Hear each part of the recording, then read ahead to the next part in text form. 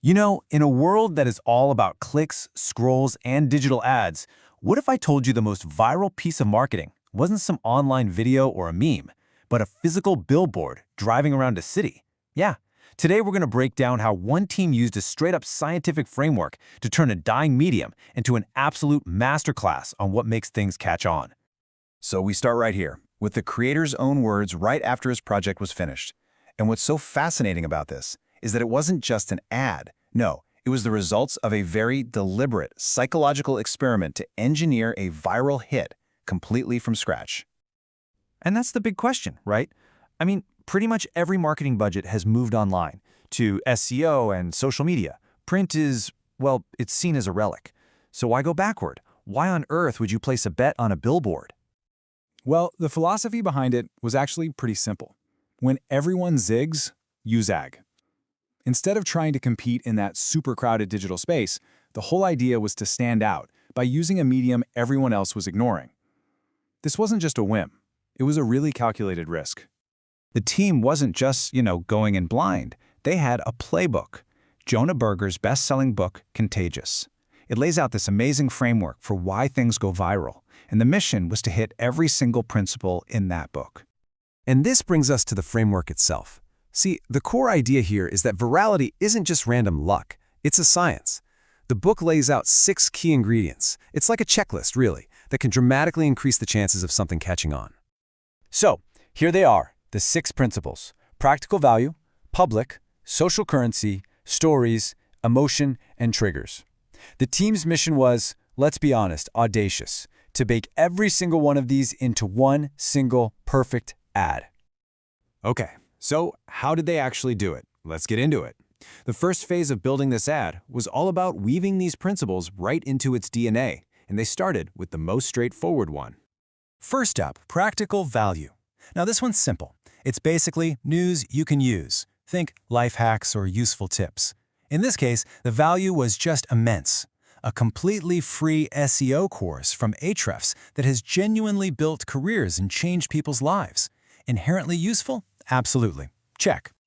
Next up, the public principle, which you probably know better as social proof. We trust things more when we see other people using them. But how do you show that on a static billboard? Well, the answer wasn't in some big numbers. It was hidden away in a comment section. And this was the breakthrough. They found one unforgettable YouTube comment that would become the absolute heart of the entire campaign. It was raw, it was authentic, and it was way more powerful than any corporate slogan could ever be. This was going to be the ad. Now, that single comment also delivered on social currency. See, we share things that make us look good or feel aspirational. When you read that story of transformation, it makes you think, hey, I could do that too. That's a powerful feeling people want to be associated with. And, more importantly, it's something they want to share. But there was a problem. The original comment was 238 words long. Billboard wisdom says you should use 7 words or less. So they had to apply the 4th principle, stories, and basically distill that entire comment down to its core narrative. They boiled it down into 4 simple beats. A guy has nothing, he finds the videos, he builds a site, and he changes his life. It's a classic hero's journey, super easy to grasp, easy to remember, and incredibly easy to share. So with 4 principles totally locked in, and a location secured in the Boston subway, the ad was ready to go. Spirits were high. And then, as it so often happens, the plan just hit a legal wall. The ad company wouldn't budge on their terms, the deal was off. And just like that, the entire project was dead in the water. After all that work, the perfect billboard was gone before it was ever even made. It really felt like a total failure. But months later, an unexpected spark of inspiration at a baseball game brought the project roaring back to life. And this pivot, this change of plans, would not only save the ad, but also allow them to incorporate the final 2 viral principles. The idea was just brilliant. Forget a static ad in some subway station. No, they would rent a massive digital billboard on wheels and just circle Fenway Park on game day, putting the ad directly in front of tens of thousands of people. This new dynamic plan perfectly set the stage for the 5th principle, emotion. I mean, the YouTube comment was already loaded with it, this awe-inspiring story of overcoming hardship.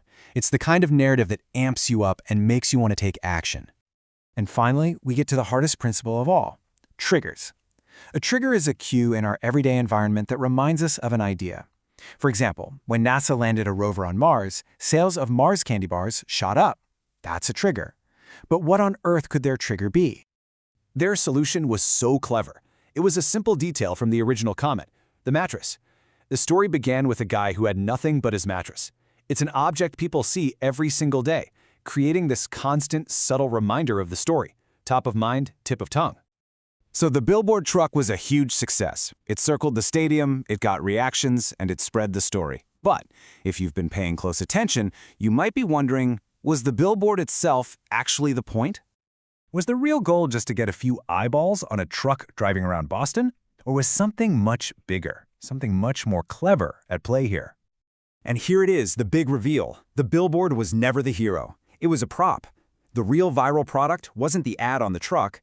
It was the story being told about the ad on the truck. A story just like the one you're hearing right now. Just think about it for a second. You just experienced all 6 principles yourself. You received the practical value of a viral framework. You followed a story with a hero, a setback, and a climax. You felt the emotion of that journey. This whole case study is public proof the model actually works. You now have the social currency to go share this insight. And the final trigger? Well, the next time you see something go viral, ask yourself, is the thing I'm looking at the actual product, or am I just part of a much, much bigger story?